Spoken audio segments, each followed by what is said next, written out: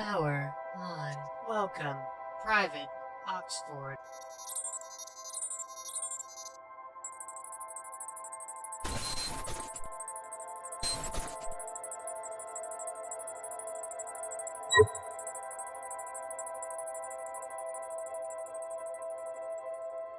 Well, it would appear that we now know our mission. Our 3 ODSTs are being tasked with taking out a prominent Sangheili leader of the Covenant Remnant forces on this planet. And it's all beginning to make sense why this planet is so shitty and hostile. It's the only place that these Remnant forces could hide. This planet is apparently some sort of testing ground for void abominations, which also explains the massive monster we fought in the cave. Apparently the creatures they release on this planet are so dangerous that there are no longer any labs on the surface. But of course that does not mean that the entire planet is absent of void forces. The only people currently inhabiting this planet are us, Covenant Remnant forces, pirates, rebel scum, and other pieces of trash. This mission is much more dangerous than we had initially thought, and we're most likely going to be here for quite a while. We're going to need to try to keep our minds sharp. To do so, of course, we're going to need to improvise with the resources we have available, so we used the stone blocks from a nearby ruin to build a chess table. Now this may seem a bit silly, seeing how we're going to battle against aliens, rebels, pirates, and possibly even void, but of course war is all about staying 2 steps ahead of your enemy, just the same as chess. Speaking of which, it would appear in this foggy evening we have a rebel scout arriving nearby. They should not be able to detect us here, so it's most likely that they saw our pods days ago as we fell. Now of course normally this wouldn't be an issue, we would just stay within our base and wait for the scout to see nothing and then leave. Unfortunately though, they just so happened to enter the area as we were all 3 already outside, so that means that we couldn't go back inside without the scout catching us, thus we're going to have to take care of them. And of course by take care of them, I mean we're all 3 going to start blasting the absolute shit out of her until she's dead. Tomato, tomato. She hid in the corner and began returning fire against us, but then we began to hear Oh god. Oh god. Void has arrived. They must have detected our electricity or something with advanced technology. How could they know we're here? One of the Void soldiers burst forth from the pod and very quickly ran. We'd never seen someone so fast in our lives. Dear God, what have we gotten ourselves into? This is not a mission for ODSTs. Void, they're Spartan killers. We can't handle this. No, damn it, we are ODSTs. We are humanity. We are the only light that stands between a world like this of darkness and everyone else. We would have to do something, so as the Void soldier was looking for us, we began to creep around to the side of the hill. We were going to try to rush them, all 3 of us. Well, we got their attention. Where did he...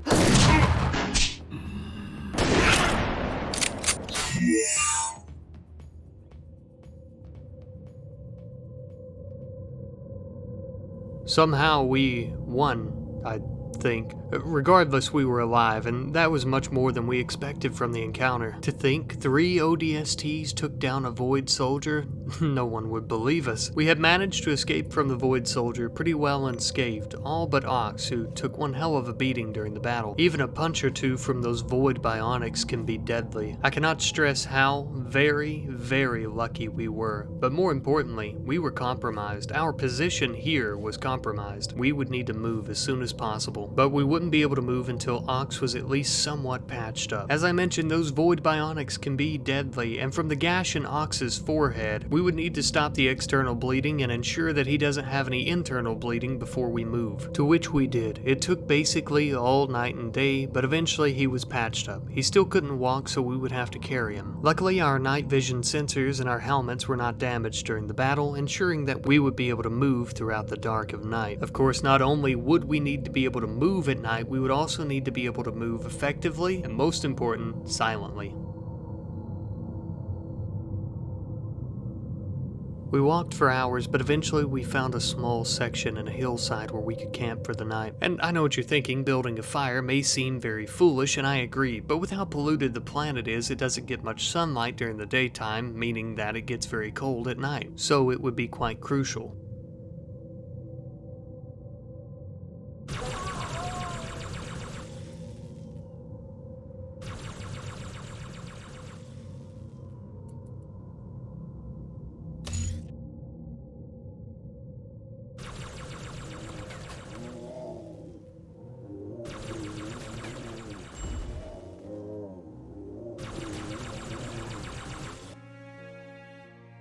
Looks like we have nothing to fear, just some Covenant forces fighting some of these abominations. We would kill our campfire, though, to ensure that we don't end up being the ones having to fight either of them. We've seen enough action for one day. We just want to kill our target and get off this damn hellish planet.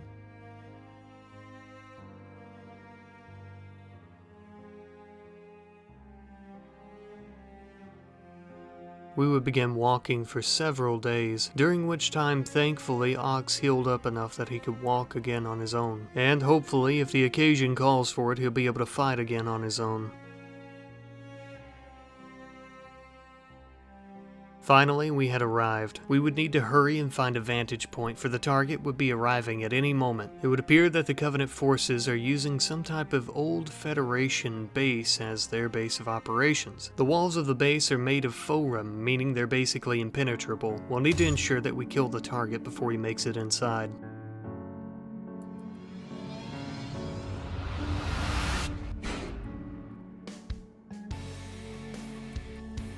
There he is. This is our chance. We can't miss.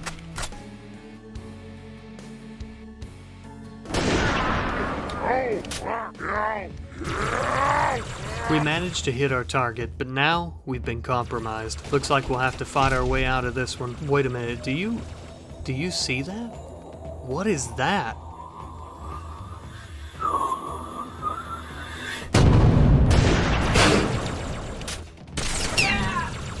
Good God. Our corporal's been hit. She's dead. We need to retreat. We need to move now. We have to move. We have to get out of here. I'm sorry, Corporal. We began running as fast as we could, as far as we could, in between the hills to try and get away from the elites. And then we stumbled upon it, a massive spherical object that had fallen from the sky. This is the massive object that shook the ground, that caused the Corporal to miss her shot. It was absolutely massive.